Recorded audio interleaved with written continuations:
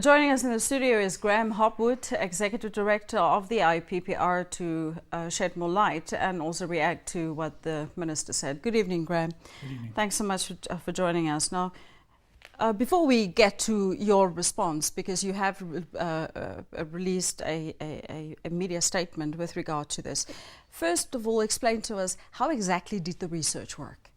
Okay, we wanted to test how much information was available from a lot of institutions, not just governments. So we actually approached 105 different bodies and institutions, of which 20 were ministries. And we sent letters from individuals who are our researchers, but asking as citizens for basic information, a lot of it related to development, sustainable development goals and those kind of things.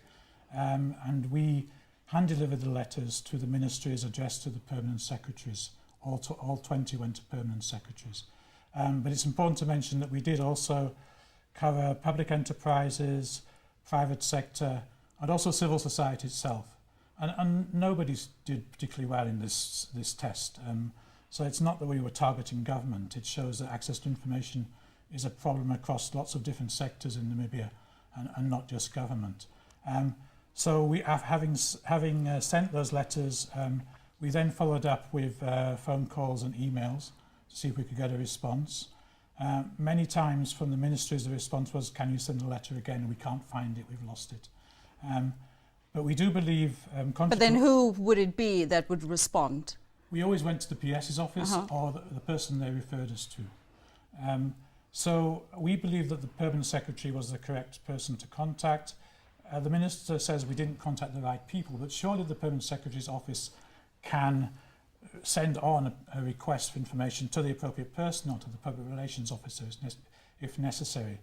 And in our experience, in the past when we've done research, when we approach the PROs or other officials, often their response is you have to get permission from the permanent secretary, approach the permanent secretary first. So but that is also the challenge a lot of journalists are struggling with. And that's what journalists tell us as well, that there's a confusion amongst officials about who is able to release information.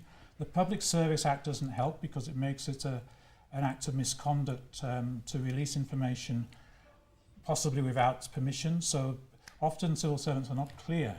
And it seems the Harambe aim of trying to get access points in ministries and government departments clear so that people know who can release information isn't working at the moment. So we absolutely believe that we did the right thing, that we used the right methods, and that the permanent secretaries of all the officials in the ministries are surely able either to respond or to refer to the correct official. Mm. But let's take a look at what the minister is saying. He says it's malicious, devoid of any truth. How do you react to his reaction to the report? Well, I think it's an overreaction. I think we were trying to be constructive. We were doing this in the spirit of what's written in Harambe and NDP5 in terms of access to information. We're trying to say there's a problem that we all need to address, and it's not just a problem in government.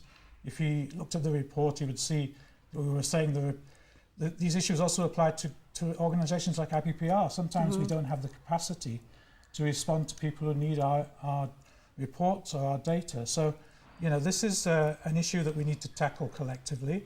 And I think the Minister was defensive and in denial about the issues that we raised. But the Minister also... It's unfortunate that he raised them with that language. But the Minister is also saying that some of this information is available on their websites. How do you respond to that? Well, he said 80% of the information we asked for is already in the public domain. He didn't say where in the public domain, and that's the problem. We don't know where to look for this information. In the specific responses, he said that some of this information is on particular ministry websites. We looked again today, we can't find the information. Either it's not there or it's very well hidden. So, you know, there is a problem with ministries, many ministries' websites. They're not always up to date or they're not comprehensive. So, you know, we stand by our findings, absolutely. Now, finally, Graham, despite the criticism with which the report has been received by government, do you see it making the necessary tweaks to change this perception that is out there that access to information is a huge challenge in the country?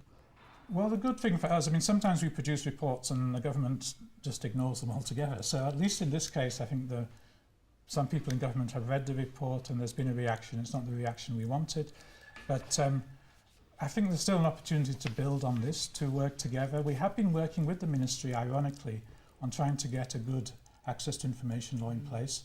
We work with the Action Coalition of civil society organisations, and I hope that we can continue that work this year with the draft that is being prepared and move on from this unfortunate reaction to the report and try and our main aim this year is to try and get a really good access to information law in place. So we are still positive, we want to be constructive and we want to work with the ministry. Thank you so much, Graham, for coming in and shedding some light Thanks on very this much. matter.